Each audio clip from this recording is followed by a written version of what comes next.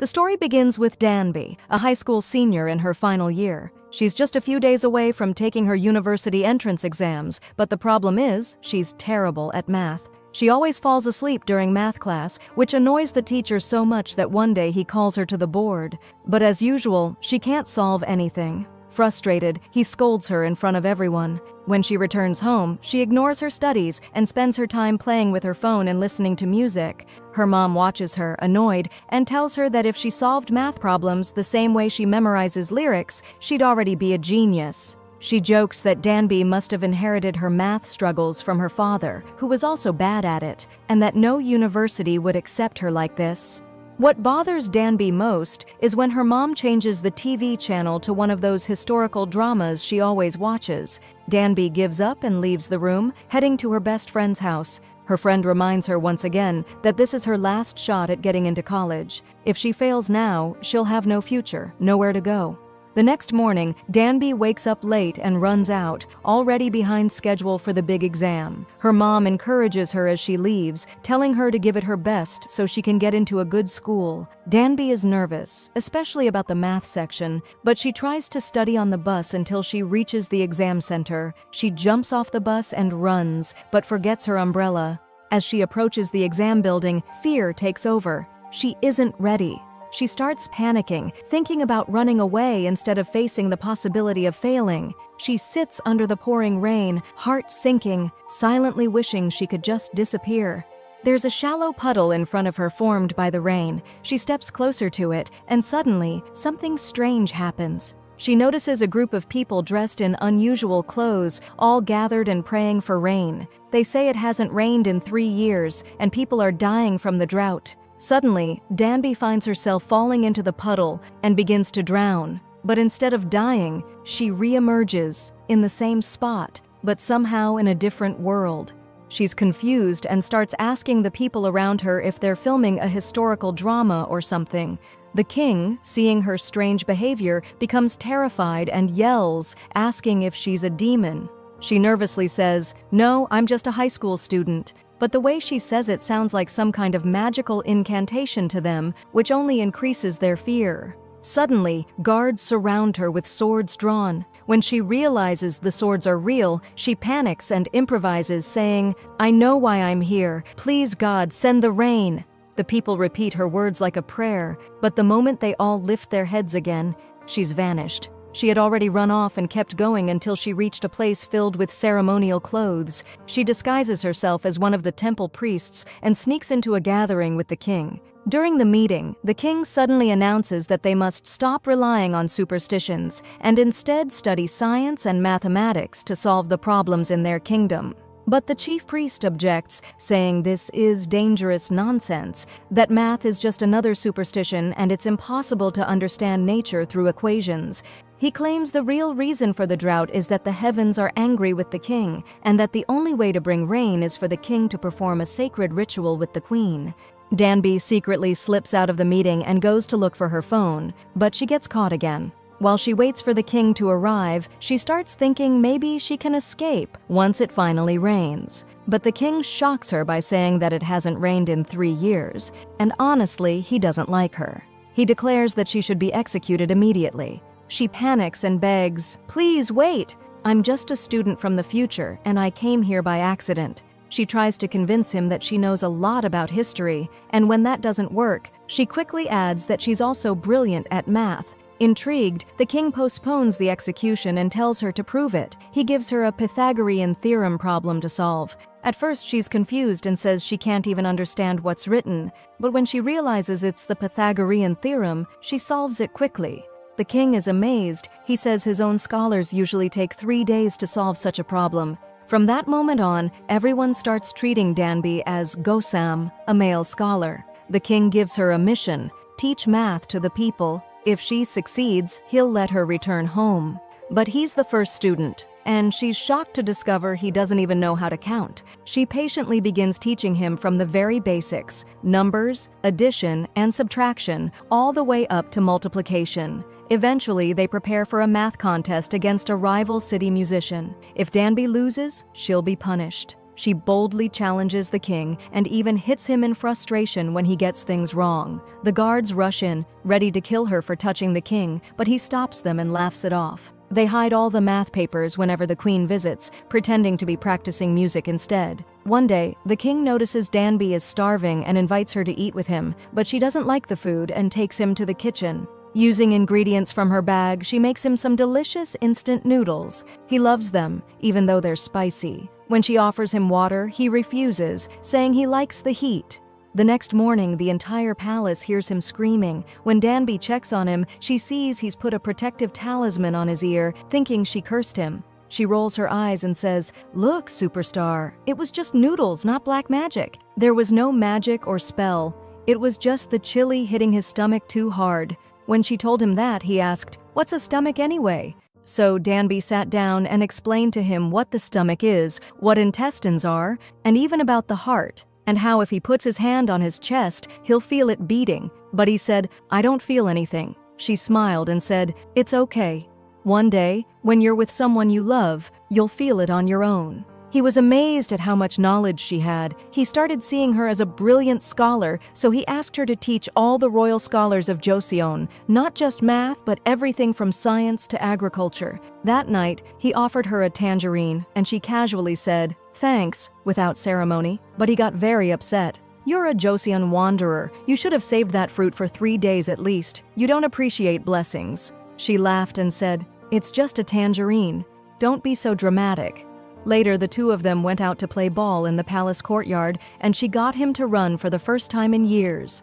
The next day, the king sat with his future bride and told her that he would be served a magical love potion that night in his stew, and after that, they'd be married immediately. But fate had other plans. That bowl ended up in Danby's hands. She started behaving very strangely, and ended up falling asleep in the palace. When she woke up, she kept apologizing to the king, but he simply told her, "Nothing happened, Gosum. Forget it." They went for a walk outside, and he told her that if she could achieve her mission, she would earn a high rank in the council and even be gifted a royal horse. But she said, "I don't want anything. I'm going back to my world as soon as the rain falls." The king replied, "Then from now on, don't treat me like a king. We're equals, man to man." But the next day, disaster struck. Danby was arrested and accused of mocking the king. They tied her by the limbs, preparing to torture her. But the king stepped in and explained to the priests that this young scholar had valuable knowledge. One priest, however, seized the opportunity and said, "Fine, then I must test him myself. He has 2 weeks. If it doesn't rain by then, we'll execute him." Danby didn't give up. She kept studying, calculating everything, and the palace musician helped her build a rainfall gauge. Then, without warning, rain began to pour from the sky. Danby was overwhelmed with joy, but the king suddenly remembered what she said, that she would leave once it rained. He ran to the house where she was staying and found her crying in front of the rain gauge, overwhelmed with emotion. He told her, "You need to escape right now. I've been preparing for this. A ship headed for Ming is waiting for you." But she shook her head. "I've spent my whole life running away. I only ended up here because I was trying to escape my world." At that moment, the palace musician, who had secretly been working with the high priest, arrived. The priest had ordered him to kill the scholar, believing Danby might truly be from the future. The musician told the priest, "If that's true, then he's even more dangerous. We must get rid of him." The musician took Danby and put her on a horse, galloping through the woods until they reached a forest. There, he told her, "I've known for a while that you're a girl, but I'm a decent man. Your secret is safe with me." She explained that it wasn't intentional. The job she landed was offered to a boy, and she had no choice but to take it. Meanwhile, back in the palace, the high priest tried to convince the king that everything Danby had taught them must be destroyed, especially the new written language she was developing. They had to stick to tradition and eliminate the boy's influence, but the king couldn't accept that. He left the palace on horseback, searching for her. Elsewhere in the forest, the guards finally caught up to Danby and the musician. He let her escape and stood in their way, fighting them off until the queen herself appeared, her feet bleeding. She had run all the way there, desperately searching for them. Danby kept walking along the road until she reached a fork and didn't know where to go. Then she remembered something the king once said, that the sun is Joseon's clock. So she followed the sunlight until she reached the sea, and there the king was already waiting for her. That night they sat side by side watching the stars. She told him, "In the future, we don't see stars like this. Only the brightest ones." He replied, "Look now, the only stars you're seeing are the ones you choose to see. But if you stop and look closely, you'll start to see more. Those stars were always there. They just didn't appear until you decided to see them. The eyes see what the heart wants." After a quiet pause, the king confessed that he loved her. He said he wanted to create a new, easier language so common people could learn, not just the nobles. She suddenly remembered something, pulled out her money from the future, and saw his face printed on the currency. That's when she realized he really would succeed. When the king returned to the palace, he announced he would begin paying salaries to those who serve the people well. The high priest surprisingly agreed, saying that anyone who benefits the people should be rewarded. "What do you think of Gosam?" he asked, but no one else in the court agreed. They believed Gosam should be banished or even executed. Still, Danby continued to secretly teach the king everything, math, writing, and reasoning, without the priests knowing.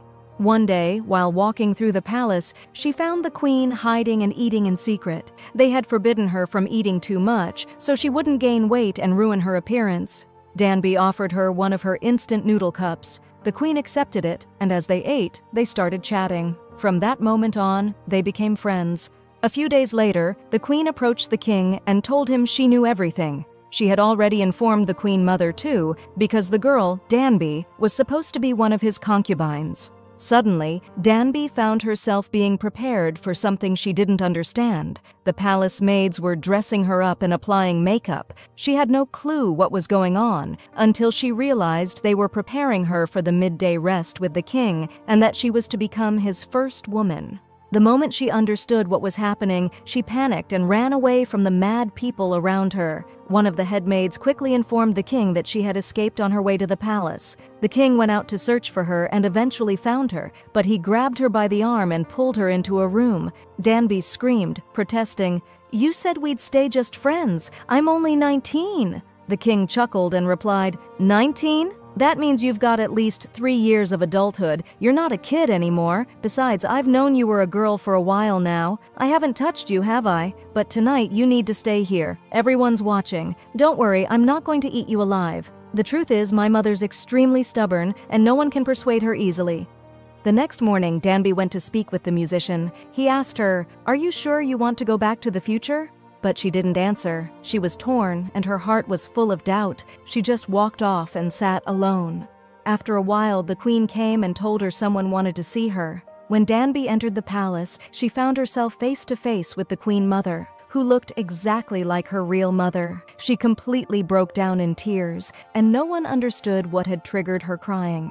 That night, she went to see the new astronomical system of Joseon, one she had personally helped create. It would help the kingdom accurately track the days and months. The king then invited her to come see something else he'd been working on. He had developed a new alphabet made up of 28 letters, meant to simplify reading and writing so that everyone in Joseon, not just the scholars, could learn. As they walked into the middle of the great hall, he asked her to sit in the ceremonial chair. Then, he placed the royal hairpin on her head, a symbol of marriage, and asked her to stay with him forever. Danby started crying and told him, "I can't. I promised myself I'd go back once the rain comes. My mother is waiting for me, and she trusts me." The king gently replied, "Then go see her, and come back. Let's live here together." But she refused again. He lost his patience and said angrily, "You're right. The future is better than this Joseon, full of sickness and disease. Do whatever you want." Then he stormed off, heartbroken. She remained in the hall, standing still, when suddenly she was struck on the head and knocked unconscious. Someone stabbed her with a sword, and the entire building was set on fire. When the king heard what happened, he risked his life and ran through the flames to rescue her. The next day, he summoned his assistant and said, "The ancient text disappeared last night." He accused the high priest of stealing it. The king grabbed the priest's hand and said, "Did no one teach you to erase all evidence after committing a crime like this?" Then he turned to Danby and asked, "Was this the voice you heard?" She nodded. It turned out that the book in her bag had shielded her from the stab. The king, furious, confronted the priest. "You knew what he meant to me. "Why did you do this?" The priest answered coldly, "Because if that new language spreads, young people will start thinking freely. It'll create chaos. It will destroy the kingdom. I'm not afraid of dying. I'm afraid of the disorder that will ruin the future." The king replied, "Even if you try to stop it, I will build this system of writing for the people. I want to be someone who makes their dreams possible. Why should we fear a future we won't even live to see, a world we know nothing about?"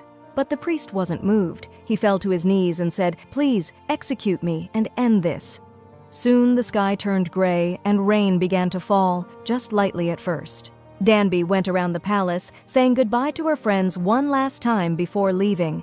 The king asked if he could walk with her to the farthest point. They walked side by side until they reached the seashore. There, Danby stepped into the same pond she had once fallen into and allowed herself to sink again, just like before. Moments later, she emerged again, back in her own world. She looked around and realized that only a few seconds had passed. There was still time to make it to the exam. She ran as fast as she could toward the test hall and saw her teacher waiting. The entrance exam had just started. She rushed to her seat and took the test. Later that day, she returned home and found her mother waiting for her. She ran into her arms, holding her tightly. Everything about Danby had changed. Her behavior, her perspective. Everything had shifted after her journey. She had learned to value the people and things around her more deeply. Months passed. One day, as she walked out of school, the sky opened up and rain began to fall again. Suddenly, someone placed an umbrella over her head. She looked up and saw a face strikingly familiar. He looked exactly like the king of Joseon. But he simply smiled and said, "We met a long time ago, on the bus. You dropped your umbrella." And that's where the story ends. If you've made it to the end, let us know what you thought in the comments, and tell us what you'd like us to summarize in the next video. Thanks for watching.